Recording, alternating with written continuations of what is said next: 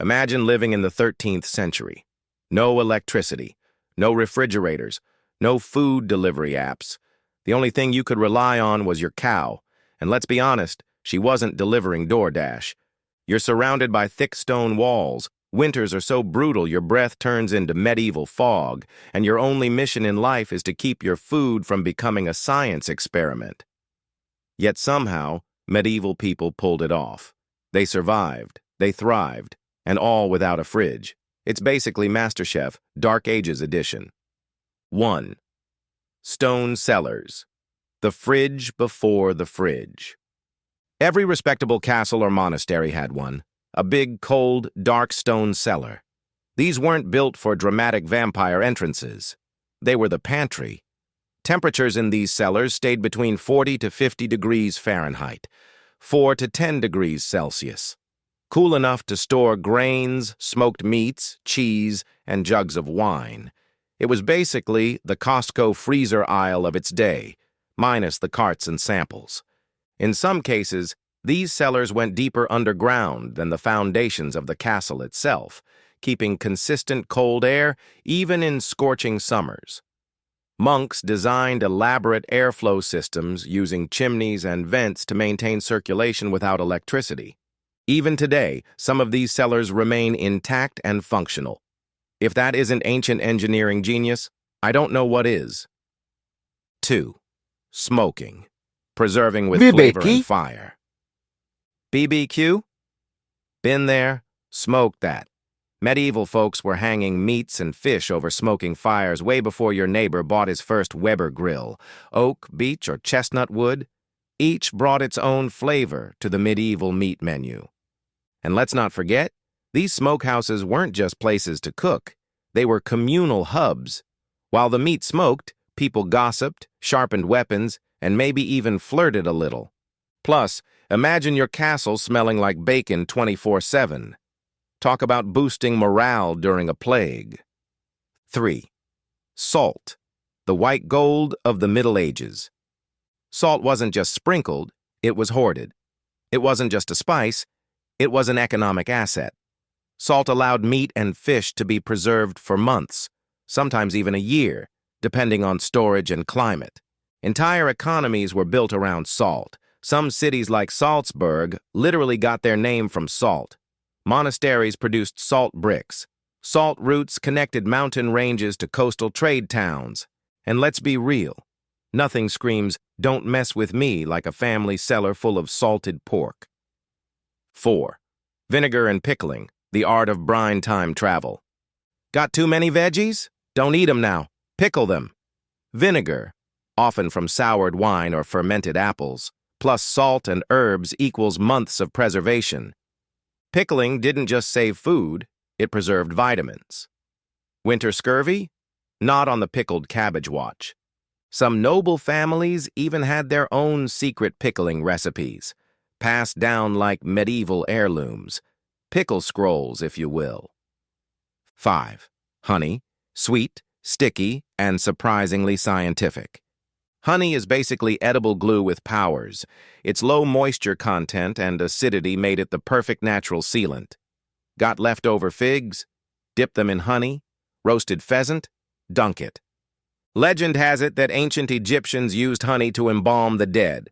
Medieval folks used it to embalm lunch, and it worked. In fact, honey was so valuable, kings demanded jars of it as tribute. Imagine paying taxes with a sticky jug. IRS would love that. 6. Fermentation. Medieval chemistry without a lab coat. Medieval fermentation wasn't an art. It was survival chemistry. Cabbage became sauerkraut, milk became cheese, barley became beer. Every transformation helped food last longer and taste better. Fermented foods were also social lubricants. Beer halls and wine cellars were where diplomacy happened, and where mistakes were made. But at least they were fermented mistakes.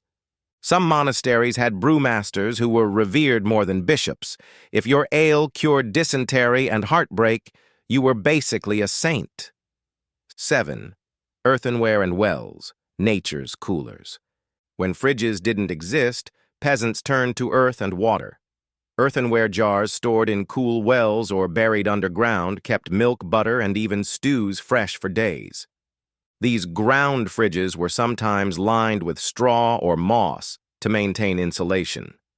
Some families dug mini caves just for storage, natural coolers powered by dirt, gravity, and desperation. Forget smart fridge. EarthFridge had zero carbon footprint and never broke during a power outage. 8. Monasteries, the medieval preservation experts. While peasants learned through trial and error, monks wrote everything down. Their food preservation manuals became reference works for generations.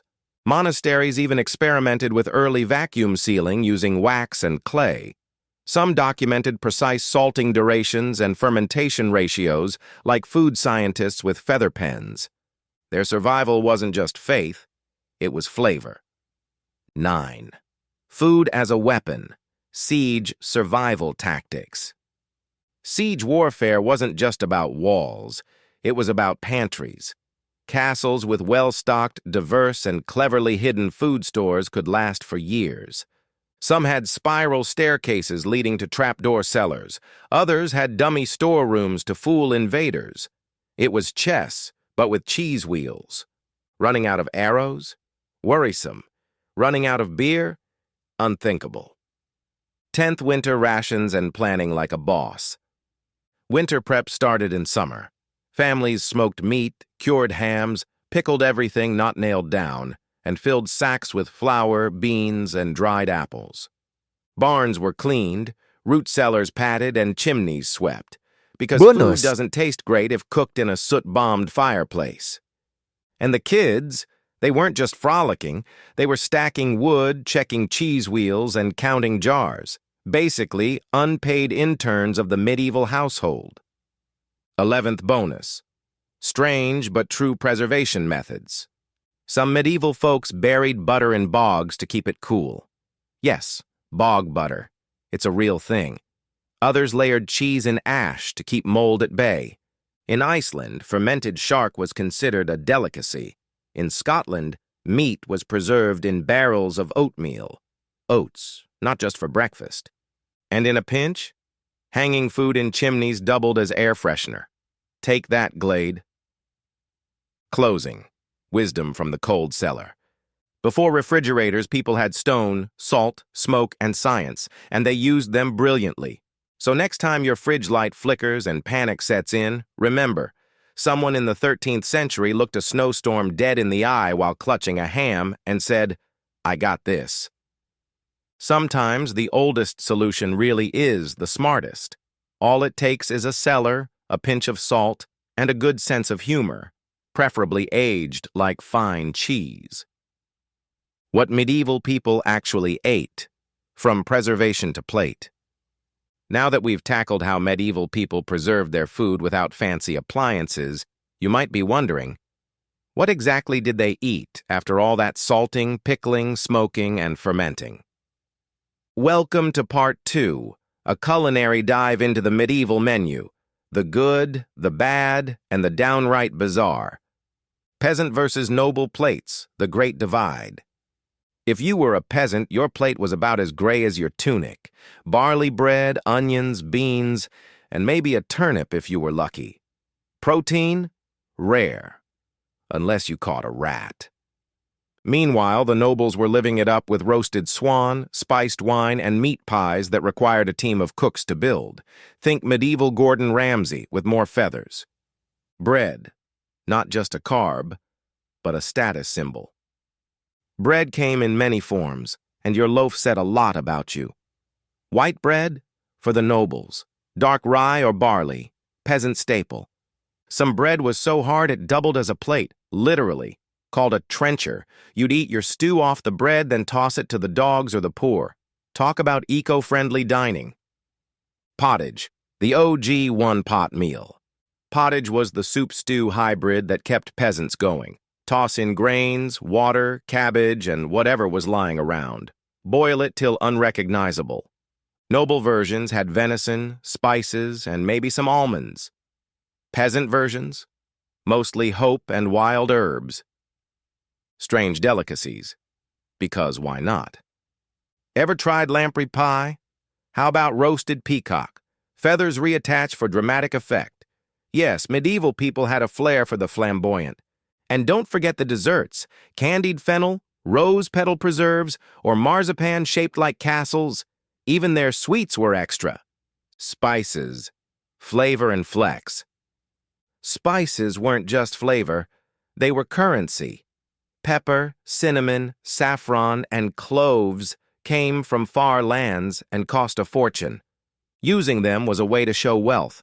The more spices you dumped in your stew, the more your guests knew you were not on a budget. Drinks, safer than water. Water, too risky. Beer, ale, and wine were the hydration of choice. Even kids drank small beer. Low alcohol, high survival rate. Mead, fermented honey wine, was for celebrations and sometimes monks. And if you were really fancy, you drank hippocras, wine spiced and sweetened until barely recognizable. Feasts, where food met theater. Medieval feasts weren't just meals, they were shows. Boars' heads with gold leaf, meat shaped into mythical creatures, or dishes layered in jelly. There were courses, and between courses, jesters' music or someone reading epic poetry while you gnawed on duck. Closing thoughts, more than just meat and mead. So next time someone says medieval food must have been boring, kindly remind them, these were the people stuffing pigeons into pies, boiling eels, and drinking fermented honey like champs. They didn't just survive. They dined with style, with spice, and sometimes with a side of peacock feathers.